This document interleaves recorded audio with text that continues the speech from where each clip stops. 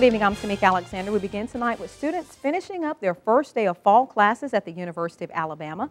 A large freshman class is coming to the capstone of many of them were born in 1994, if you can believe that. And we wanted to know what some of the freshman class was doing when they were younger and if they remember much about some of the things happening when they were just infants. In tonight's top story, WVUA's Travis Leader talked to some of those young students and got an interesting perspective into the lives of the new freshman class.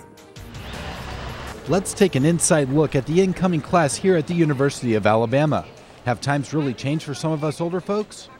How do you move your luggage? You roll it. Have you ever carried your luggage before? No.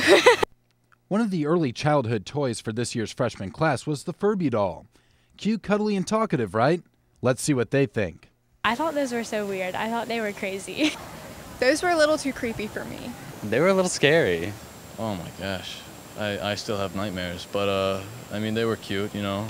Famous Latin music singer Selena was tragically murdered at the age of 23, 1 year after most of these freshmen were born. But is she still the most recognizable Selena in 2012? Name Selena. What's the first thing that comes to your head? Gomez. Yeah, it's Gomez. Selena Gomez. Selena Gomez. Tejano music. Like, so you remember the original I remember Selena? Selena, yes. Now, we should have better luck when we ask them about Bill Clinton. These freshmen were born during his time as commander-in-chief, so these guys have to know plenty about our 42nd president, right?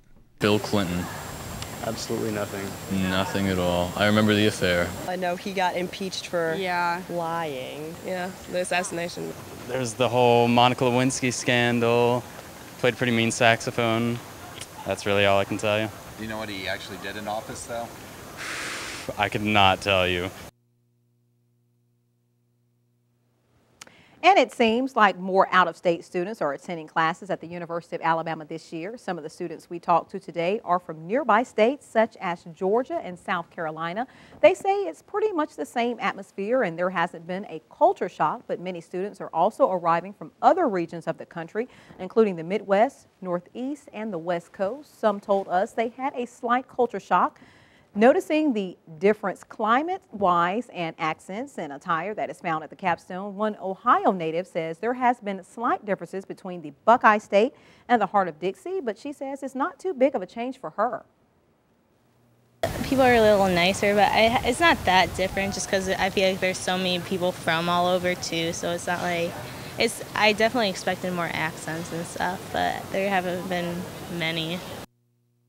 Some of the students also told us they are looking forward to the mile winners. Well, the Olympics may have just ended, but the Paralympics are just about to begin, and athletes from the University of Alabama will be competing in the games. The University of Alabama Adapted Athletics program is sending 7 athletes and 1 coach to London, England. The athletes will be competing in wheelchair basketball and wheelchair tennis. The students will represent their respective countries while playing their sport. Director of UA's Adapted Athletics program, Brent Harden, says the athletes will get the chance to compete and play like Olympians.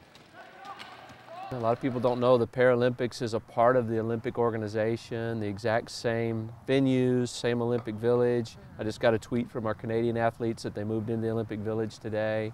And it's a very competitive experience just to get invited to try out for a Paralympic team.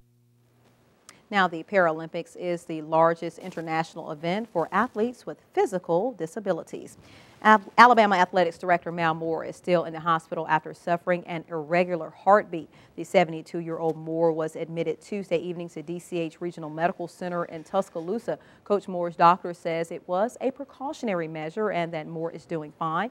The doctor said Moore has undergone tests today and all the tests came back normal. He expects Coach Moore to be released soon. Well, football season is just a couple of weeks away and lots of people in Alabama consider themselves football experts, but folks who aren't had a chance to get some coaching today. Former Alabama defensive coordinator Coach Joe Kynes instructed a group of women today on Football 101 at University Church of Christ in Tuscaloosa.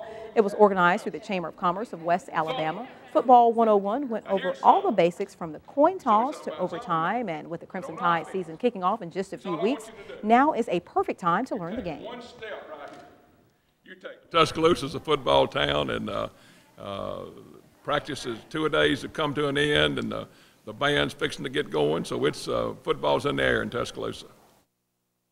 I want to learn the basics of football. I've been watching the game for a long time, but a lot of times there will be plays called, and I'm not exactly sure what it was called for, what I'm supposed to be looking for. So I want to learn some of the basics as well as network with other women and, you know, get ready for football season. I'm excited, and this is the first step getting ready for it for me.